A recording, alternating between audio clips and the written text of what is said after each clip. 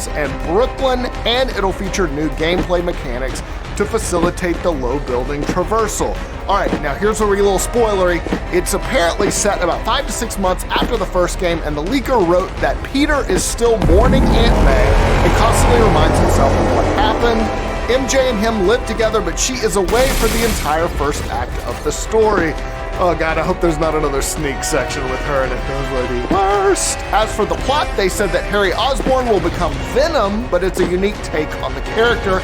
Oscorp is apparently attempting to clone certain DNA to build a super soldier. It all goes wrong. New villains spawn from this. That makes sense. Carnage and Mysterio are also in the game. Eddie Brock is a major character in the game too, and Miles Morales is playable in sections. The leaker added, think of Arkham Knight systems where you could switch to the other Bat family characters in certain situation. Same thing here. Not very original, but it is fun. There's also a lot of changes when it comes to the signature feature of any Spider-Man game, web swinging. The leaker wrote that it's been overhauled, saying they've gone all out on the animation tech this time, so we won't see the same animation as much, more variety. Not only are they bringing the animations from PS4 over for the swing releases, they're adding many, many, many more. All in caps, many more. The leaker claims that Insomniac has like 2 animators devoted completely and solely to the web release animations throughout the entire development cycle. There's also a new web chain mechanic where you chain together web zips, so when you reach a point, he immediately zips to the next one, and so on. They also said there's going to be 3 different swing modes: realistic, arcade, and hybrid. Realistic, according to the leaker, very Spider-Man 2-esque in that it's just pure physics. Arcade as a little fake assistance. Hybrid, basically a combination of the two, essentially the swinging that we saw on the PS4. So there you go. Obviously, just a leak. Take it with a grain of salt. Honestly though, it's fun to have something other than the coronavirus to talk about. All right, moving on. Now I gotta talk about the coronavirus a little bit. It's no secret, it's here, it's not pretty. People are being quarantined, businesses are closing, everybody's on edge. But there is a silver lining to all this. You guys probably know what it is. People are playing a lot more video games. Verizon reports that since last week, when a lot of people are quarantined, US video game usage during peak hours, it's up 75%. Wedbush analyst Michael Pachter, the Pac-Man, told The Hollywood Reporter that people are staying indoors for sure, so by logical extension, they're engaged in indoor activities to a greater extent than before. That suggests greater gaming activity. Obviously, share prices for game publishers have held up relatively well in the market malaise, so it appears investors believe people are playing more. Totally makes sense when you think about it. Video games, they're a hobby that doesn't require any human contact. That's what's so great about them, but they're also perfect for situations like this when we're all holed up. Ben, have you been playing more? I've been playing so much Doom and Animal Crossing. Have you? Yeah, already. Like I stood up all night just playing through it. It was great. It's great. Yeah, I just started up Animal Crossing, and I feel like that's just what I'm going to play for the next 5 weeks. Yeah, I'm like going through all of my backlog, which is like the light side of this, right? Yep. Like I've already gotten through Ori and the Will of the Wisps. I got through the first Ori game, grinding through all my Destiny stuff. Like, gaming, it's a good time to be a gamer. Yeah, it is. Especially when it's like, there's no reason to not do it. Like, we don't, it's like, oh, you could be doing all this other stuff. No, you shouldn't. You should play video games. Oh, video streaming has also increased by 12%. Overall web traffic up nearly 20%. Social media usage was flat though, which means we're just checking Facebook the same amount that we did when we're at work. That's my theory. All right, Half-Life Alyx is set to release soon, but Valve boss Gabe Newell looking much, much further into the future. In an interview with IGN, Gabe talked a little bit about the upcoming game, saying that once people play Alyx, they'll realize why Valve decided to bring the franchise into virtual reality, but he also said he's looking into the future too and where technology is taking us. He talked a lot about brain-computer interfaces. He said, we're way closer to the Matrix than people realize. It's not gonna be the Matrix. The Matrix is a movie and it misses all the interesting technical subtleties and just how weird the post-brain-computer interface world is gonna be, but it's gonna have a huge impact on the kinds of experiences that we can create for people. As for how that might influence games, sounds pretty massive. He said, I think that it's an extinction level event for every entertainment form that's not thinking about this. If you're in the entertainment business and you're not thinking about this, you're going to be thinking about it a lot more in the future. Cool, I guess. Just, you know what? Promise me it doesn't hurt when you jack me into the Steam Matrix or whatever it's gonna be called. It looks It looks painful when they jack into the back of the head like that. Moving on, some PC players might be bummed to learn that Horizon Zero Dawn won't have a field of view slider when it comes to PC. On the Steam forums, Guerrilla Games community manager Ann Vander Zanden wrote that we will add several ways to customize your settings for Horizon Zero Dawn for PC. However, we feel that changing the FOV compromises the original Horizon Zero Dawn experience and visual style too much, so you will not be able to change this. Kind of a bummer. At any rate, the complete edition is due out on PC this summer. Untitled Goose Game was a big indie hit when it came out last year. Now it's being recognized as the best game of the year. At least that's according to the Game Developers Choice Awards, where it beat out Death Stranding, Control, Sekiro, Shadows Die Twice, and Outer Wilds for Game of the Year. That's a interesting choice. You might remember that it also won Game of the Year at the DICE Awards, too. The Game Developers Choice Awards were supposed to take place at GDC 2020. Obviously, that was canceled, so they streamed it this week. Other winners included The Great Disco Elysium for Best Debut and Best Narrative, Control for Best Audio, Best Technology, and Best Visual Art, Baba Is You for Best Design, and it also got an Innovation Award, and the Best VR AR game went to Vader Immortal. All right, time for a 5-second review.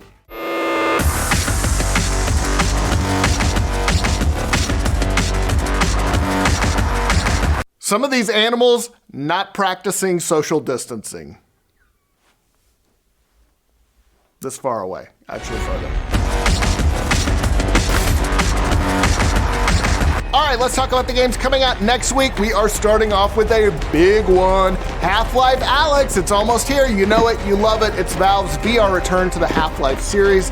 It's the story of an impossible fight against a vicious alien race known as the Combine, set between the events of Half-Life and Half-Life 2. Playing as Alyx Vance, you are humanity's only chance for survival. The Combine's control of the planet since the Black Mesa incident has only strengthened as they corral the remaining population in cities. Among them are some of Earth's greatest scientists, you and your father, Dr. Eli Vance. As founders of a fledgling resistance, you've continued your clandestine scientific activity, performing critical research and building invaluable tools for the few humans brave enough to defy the Combine. Every day you learn more about your enemy, and every day you work toward finding a weakness. Valve's return to the Half-Life universe that started it all was built from the ground up for virtual reality. You guys know this. VR was built to enable the gameplay that sits at the heart of Half-Life. Immerse yourself in deep environmental interactions, puzzle solving, world exploration, and visceral combat. Lean to aim around a broken wall and under a barnacle to make an impossible shot. Rummage through shelves to find a healing syringe and some shotgun shells. Manipulate tools to hack alien interfaces. Toss a bottle through a window to distract an enemy. Rip a head crab off your face and throw it out the window. It is coming out to VR, most of the big platforms, March 23rd. In Moons of Madness, you play as Shane Newhart, engineer on a research facility built by the Orochi Group on Mars. After awakening from a disconcerting dreams, you go about your daily routines, mostly trying to correct all the many things that tend to go awry on a base 140 million miles away from the nearest convenience stores. As your day progresses, however, several things start to go wrong, and your dream starts to seem more and more like a premonition of the nightmare that lies ahead. You're going to have to figure out what's going on as you delve deeper and deeper into a world of horror, conspiracy, betrayal, and delusion. But most importantly, you'll have to figure out a way to survive. It comes to PS4, Xbox One, March 24th. Grab your team and tear it up in Bleeding Edge, an electrifying online brawler where every fighter comes mechanically enhanced for mayhem. Choose your fighter from a diverse cast of colorful characters from the edges of society. Burn Rubber as the bold and beautiful Buttercup with her detachable saw blade arms. Wreak havoc as black metal rocker Nidhogger with his electrifying guitar solos. Or slash up the streets as Damon, New York's most wanted assassin. Use your environment to your advantage with deadly arena hazards and gain the upper hand in moments of chaos. Yank opponents into a high-voltage electric fence with Buttercup's saw blade. Charge enemy aggressors into the path of an oncoming train with Makutu's shoulder barge. Trap careless enemies with Mav's magical cage and light a raging fire beneath their very feet. Power up your fighter's weapons and abilities from a vast arsenal of cybernetic parts, all earnable through gameplay. Customize your hoverboard mounts to ride with style across the vibrant cyberpunk areas of Bleeding Edge. It comes to PC and Xbox One March 24th.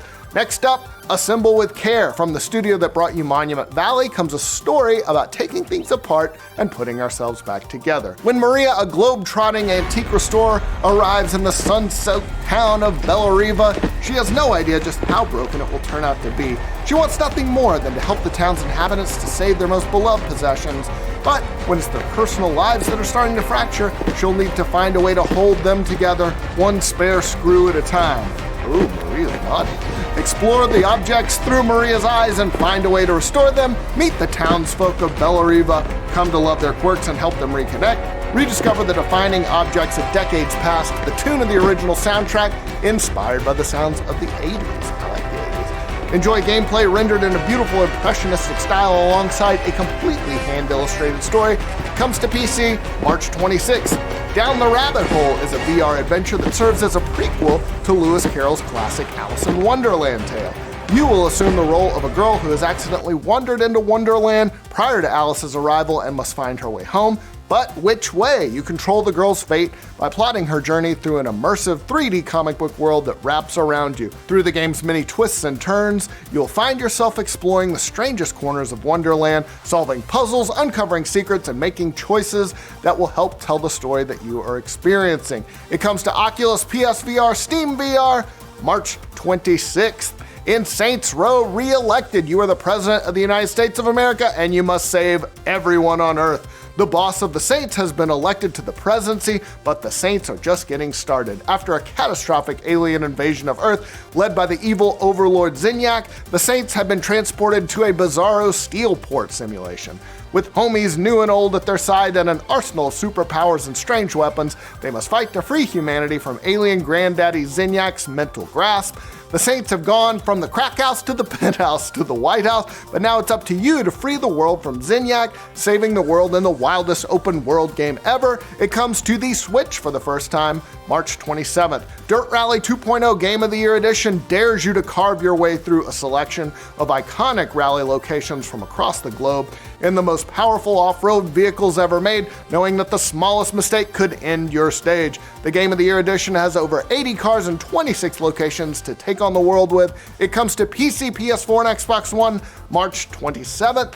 Lost Words. Beyond the Page is a narrative-driven, atmospheric puzzler set inside the pages of a young girl's diary. Following an immersive story by renowned games writer Rihanna Pratchett, players guide an aspiring author through the wondrous fantasy world of Astoria, where words wield immense power. In Lost Words. Beyond the Page, players interact with the words themselves to solve challenging puzzles and unique platforming segments to progress through an evolving landscape.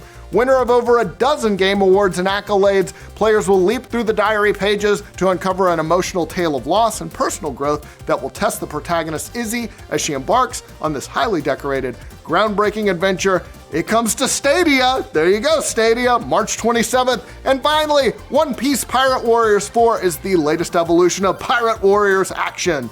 Based on the concept of experiencing a real One Piece battlefield, buildings will come crashing down during the action and attacks will throw up smoke and dust, placing you in the thick of the One Piece world. Injecting fresh elements that couldn't be achieved in previous entries, it's now realized an even more thrilling brand of Pirate Warriors action. It comes to PC, PS4, Xbox One, and the Switch, March 27th. All right, that's all the news we've got for you this week. Hope you guys are safe. Hope you guys are doing well. We'll see you soon. Bye. After years and years and years, we can say years like 13 times, I guess. Yeah, we finally got a new sneak peek at a new Half-Life game just yesterday. Yeah, the game is called Half-Life Alyx, and as Valve describes it, it's set between the events of Half-Life and Half-Life 2. In the game, Alyx Vance and her father Eli mount an early resistance to the Combine's brutal occupation of Earth. Valve says Oh, look at the jacket crew here. Well, show us your jackets, jacket crew. Jacket crew. Wow.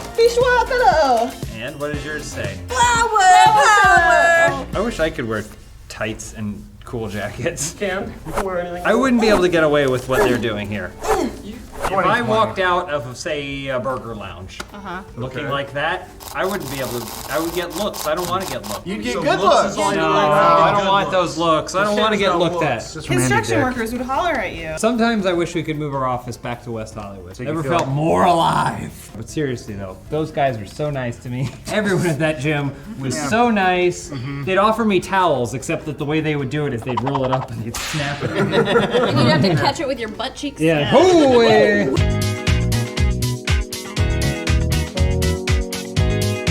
Hello. This is from Can You Spot the Serial Killer Funhouse comments. Miss Thigh High 99 says, John, I'm a cam girl.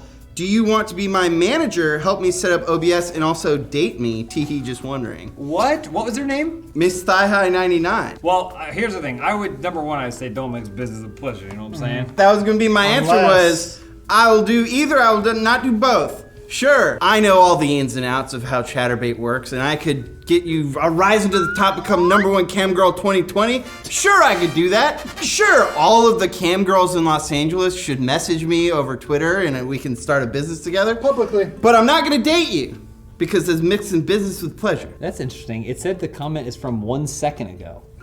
Is that normal? I was checking YouTube and refreshed the page and then the moment I refreshed it appeared and I went and I snapshotted it. Is that Miss Thigh High? Is she wears thigh highs, or she's Miss Thigh High like she was prom queen at thigh high? I think she probably really likes wearing thigh highs. She probably wants to date a guy that really likes thigh highs. I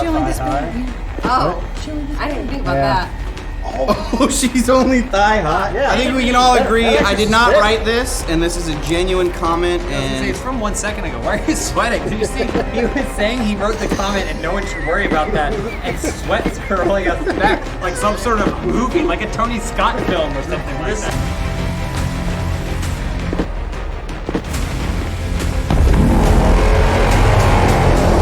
I am innocent. Why would an innocent person say that?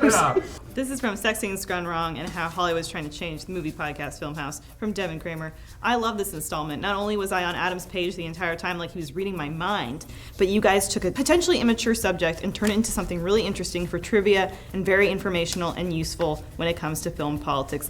Thank you, Devin. That was definitely the intention. If you'll notice, that episode now has like 700,000 views because it was like the Pied Piper for perverts.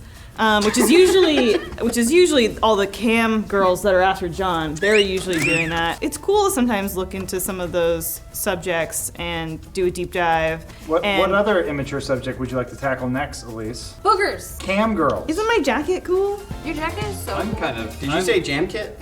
I'm interested. I think we should do more investigative reporting, starting with an internal investigation. I think one of our own maybe. Are you telling me that? Why are you saying I should go infiltrate the cam girl scene? Something's up. They'll call you the infiltrate her. This comment is from Ice Guys Finished Last, our Project Winter gameplay that Adam and I did. Did that come out? It did come out. It was really good. You're a survivor.